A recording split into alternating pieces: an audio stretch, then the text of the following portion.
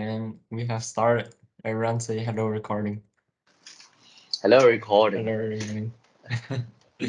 Okay, we're here today with Ilya and Michelle. I'll have them introduce themselves soon. But the topic for today would be GEDI and what we think about it basically. So it's kind of a roundtable discussion. Feel free to just shoot out your thoughts. We have any uh, very casual conversation between the three of us. So Ilya, do you want to introduce yourself first? Hello, everybody. Hello to our global counterparts. My name is Ilya Sulaiman bin Dali. You can call me Ilya. I am the president of HWUMSA of term 2022-2023. Pleasure to be on here. Glad to have you on board, Ilya. Michelle, do you want to go next? All right. Hi, everybody. I'm Michelle. I am HWUMSA's International Communications Officer. And yeah, thanks for having me today. You're welcome. I think I've yet to introduce myself. So hello, everyone. I am Evans. I'm the VP Wellbeing of HWUMSA this term. I'm currently in my third year of mechanical engineering, and I'm very happy to host this session, this roundtable discussion that we have today. So, Michelle, the first question that we have is, what does global equality, diversity, and inclusion mean to us? I'm going to start off by what global equality, diversity, and inclusion means to me personally. Uh-huh. To me, it means, giving people an equal chance, no matter what their race, gender, or even, their sexual orientation. And, making sure that they feel part of the community and, not left out. So, Ilya, do you find that similar to your answer to the question, or share to us what you have in mind? I would say, as a Malaysian coming from Malaysia, we have, I think, majority three different races that we are composed of, and all of us have different cultures, religions, and whatnot. And I feel that when it comes to showing that humanity shouldn't necessarily be divided by these differences, and showing that we can work together and be inclusive of each other to bring out the best. I do believe that the best of us or the best of humanity is brought out through diversity, and global equality, diversity, and inclusion is, to me, an initiative that strongly pushes and encourages this in the most ethical way possible. So I'm just gonna share a bit what I think about this question as well. So I've kind of split it into four different parts because GEDI has those four letters. So when you talk about global, I was thinking about utilizing, advantages of being a globally connected university. So it could be in the forms of events, resources, academic, financial, just general knowledge. I think the fact that we are set up in three different locations, have a bunch of different cultures coming together from three different countries is, a huge leverage that we have against other universities. And I think that the global aspect of our university is something that we constantly talk about. For equality, obviously equal opportunities. But with that being said, we are a global university, which means that if I run an event in Malaysia, for example, I can't do the same, at least not physically in the UK, which means that things may look a little different here and there. Ilya, what do you think about, the university talks a lot about being a globally connected campus, but we are obviously restrained by needing to do things virtually. I would say it's definitely a challenge. However, it comes with its pros and cons. When you have three different campuses across the globe with different time zones, some of the challenges that you may often see is that if we want to have classes happening at the same time across the globe, you will have classes that would have to take place in, let's say, evening after working hours for the Malaysian campus, because that's 9 a.m. in the morning for the UK. So it's normally a sacrifice from one or the other. I would feel that it is a sacrifice, however, that is also opportunity to engage with the other university students from across the globe. I feel that that is one of the untapped potential of the university. And as it stands right now, it takes a lot of coordination and representation from across the globe to be able to pull it off. having our Jedi committee as well is, I think, plays a key role in making sure that all the different races and cultures are taken into consideration when they do try to combine and include all these different campuses. I definitely agree. And so I was also thinking under equality, obviously you would think that for Malaysia, we have a bunch of cultures. And so another aspect I would think of when I think of equality would be treating people of all cultures with respect. Basically giving fair opportunities, but this time more towards the races and your upbringing. And so I think, Michelle, this could be a really good topic if you would care to comment about, because you are an international student. What do you think about, a university that has so many cultures and so many people with different upbringings coming together? I think it's a very, phenomenal thing because, we get to meet people from different cultures and backgrounds, and, just meeting them, being able to, be in the same classroom or even having your lecturer as someone from a different country or even a different race, really gives you a different atmosphere in the classroom as well. Sometimes the teachers will be relating their lectures to things that they've experienced or like something related to their culture and sharing it with the class as well. And, being able to uh, interact with people from, diverse backgrounds and also races really brings out the lively atmosphere or like the Uh-huh. diversity Hmm. in the classroom, not only in the classroom or even in clubs as well. I think it was great because you brought us to our next point, which is diversity. And so something I wrote down as well, it's pretty much exactly what you said, where the advantage of diversity is to, utilize our different skills and experiences. And that makes life more interesting because we get to see life from all bunch of different angles. Um, the last one will be inclusion. And so to me, that will just be involving everyone, making people feel included into the community. And so we talk a lot about, the different aspects of GEDI. These are very theoretical. And so now we're moving on to more practical. So Ilya, how do you think, or how should we support well-being? I would say well-being takes many forms and can be interpreted in many different perspectives. I would say mental well-being, physical well-being, financial well-being, and a lot of it stems back to or kind of co-depend on each other. When you are mentally well, you are more likely or able to take care of yourself physically, and so on. I think my base philosophy is that majority of time it's to empower our students to be able to take care of themselves.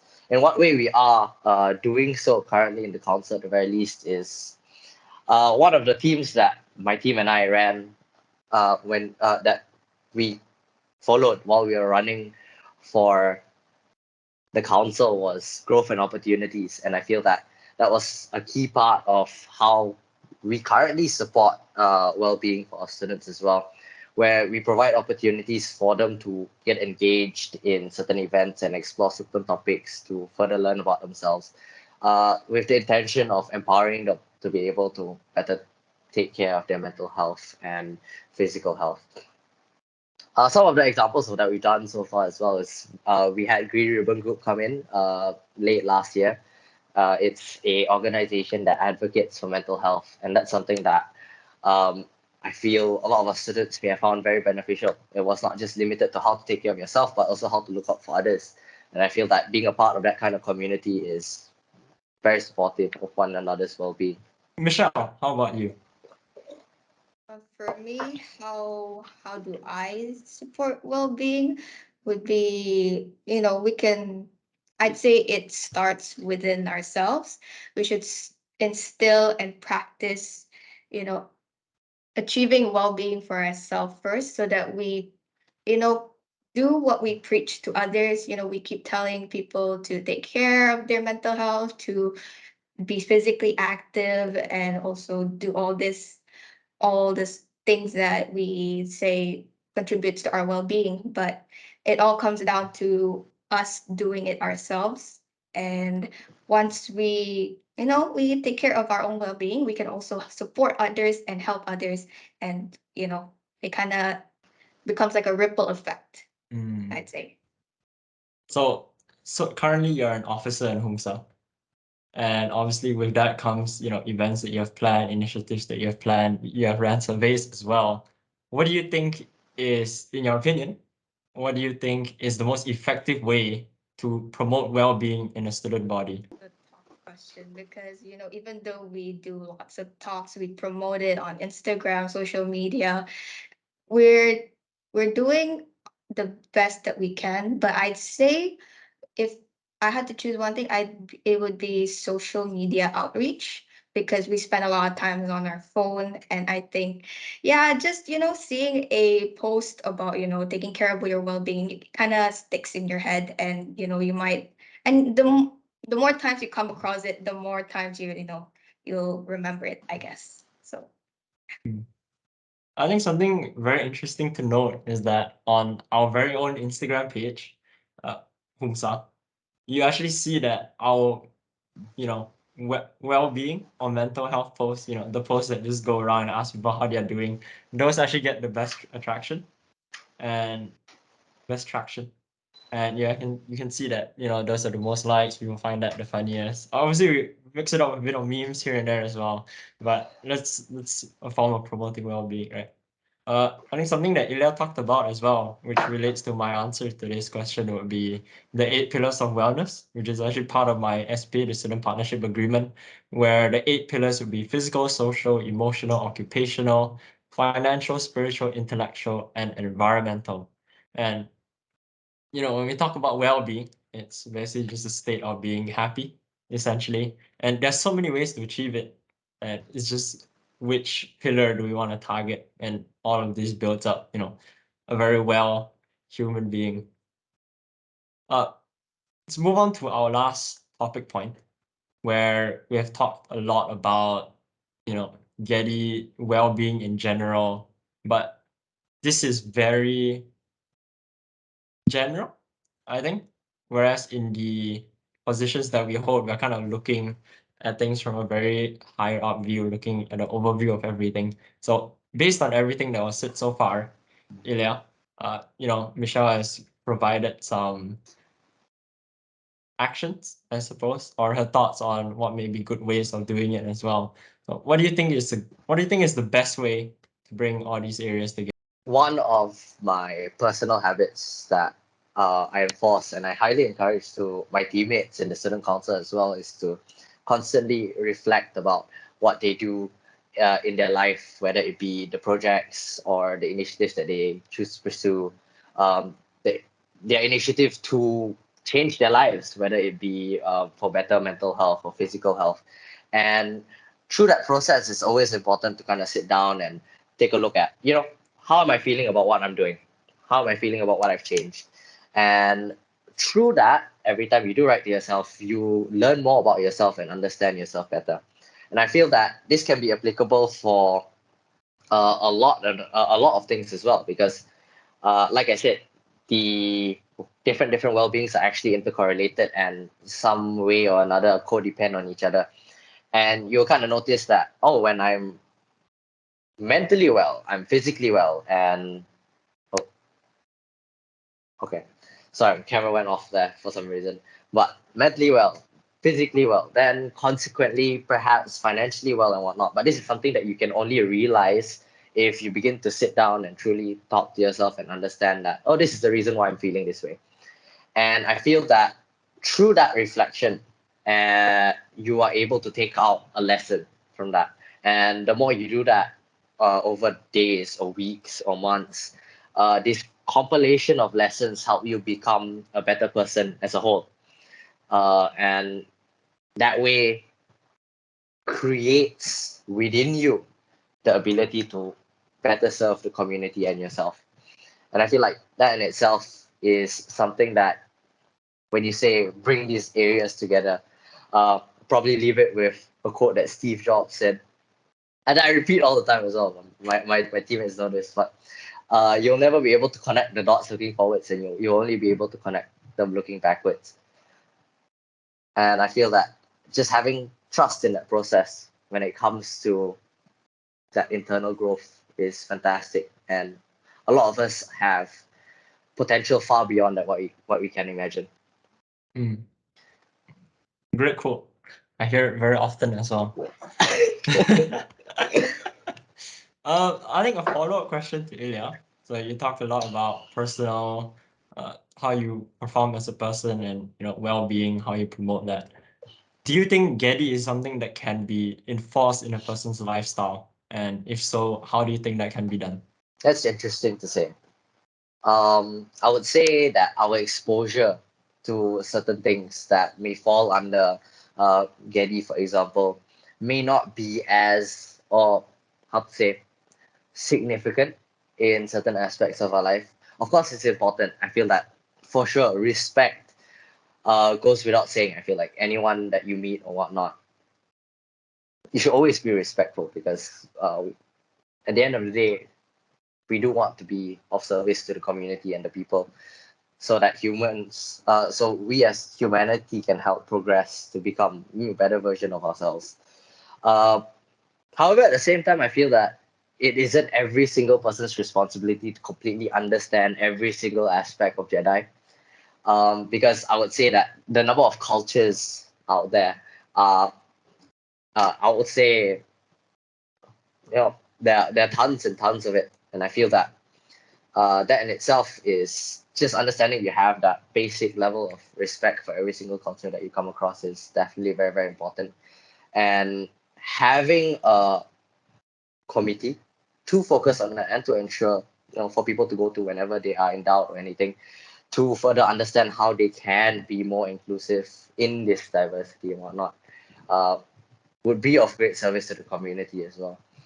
So I would say it's someone in the community must be doing Jedi, but it doesn't have to be every single person in the community.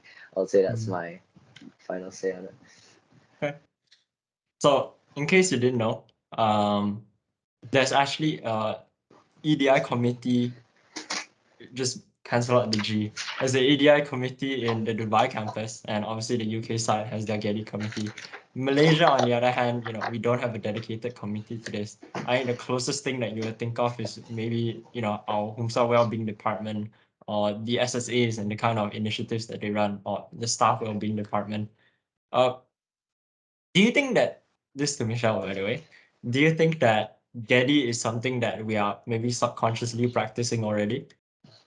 Yes, I do believe that since Malaysia, as Ilya said, is a very diverse country, especially the three main races, I think we're already exposed at such a young age. I say we because I also lived here for 9 years already. So it is, yeah, it was already instilled in us at a very young age, I'd say. I think my final question is to Michelle again. What do you think is the best way to bring together well-being and GEDI for the community? To elaborate, I think that typically when we think about well-being, we think about the 8 pillars of wellness. So that long list that I recited before. I would say that those are much more well known. Like you can do sports, you can reach out to people, educate yourself on these kind of things. Whereas I would say that GEDI is it's kind of like a structure, not exactly a, very specific actions or something that is describing a whole set of activities. I'd say Ilya mentioned something about, exposure. And I think exposure to different types of people, a diverse set of people is important, especially coming back to the question, the best way would be to build connections with, diverse people. Because when we build these connections with diverse people, we get to see things in their perspective. We get to connect to them heart to heart, and we can be involved in deep conversations, and especially we can talk about things that they may not usually tell people that might concern, inclusivity or equality. So I do believe that putting ourselves out there to connect with more people, diverse people, diversify your connections, and it really broadens the way you think and also gives you a perspective of how people have been living their lives or how we can help them in terms of, equality, diversity, or inclusion, basically. I think that's a great answer. I think something that we actually noticed coming into university compared to high school or perhaps primary school or college, people typically come from around you, and you more or less spend a majority of your childhood just hanging out with the same people, doing the same things in the same structure. And when you're thrown into university, everything is so fresh and new. They just kind of drop you in there and they're like, okay, go study yourself, go figure everything out, go make your own connections, plan your own outings. You don't have field trips like, schools do. And so I think there are a lot of students who kind of conform to the high school structure where they meet the first few people they meet in university, they kind of just stick to them, and then they're kind of enclosed off in that situation. But I think I like to say that the point or the biggest advantage of university is the amount of different people that you meet, and the connections that you build. This is a step before moving into the working world, and this is probably going to be our last chance to goof around, uh meet new people under this kind of circumstance, and just make the most out of your university life. For my best way to bring these areas together, I'd say that mindfulness, while providing opportunities. So I think you can create a lot of events, and that's something that HWUMSA typically does as well. Uh, give all these opportunities to students to join, but you still need to be mindful about GEDI. It can be something small, which goes a long way. If you see someone left out from a group, being the bigger person, taking the first step, helping them. I think that is what GEDI really strives to be. Thank you everyone for coming at this very late time, and bye bye. Bye bye recording. Bye. Bye.